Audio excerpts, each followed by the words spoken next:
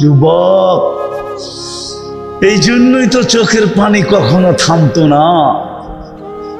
আল্লাহ রসুলকে জিজ্ঞাসা করছে, আপনার চোখের পানি থামে না কেন? বলছে, উম্মতের জন্য চোখের পানি থামে না, উম্মতের জান্নাতের জন্য চোখের পানি থামে না, উম্মতের আখেরাতের জন্য চোখের পানি থামে না। ও যুবক, তোমার জন্য চোখের পানি থামে নাই। সারা 30 বৎসর কাঁদছেন। জিবরিল মিকাইল জিজ্ঞাসা করছে, মা জালা আরাকা তাবকি, যখনই দেখি কাঁদেন কেন?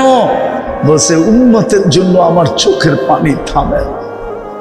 আমাকে তো আদর্শ বানায় পাঠাইলেন, আমাকে তো মডেল বানায় পাঠাইলেন। উম্মত যদি আমার আদর্শকে আদর্শ না বানাইলো, আমাকে যদি মডেল না বানাইলো,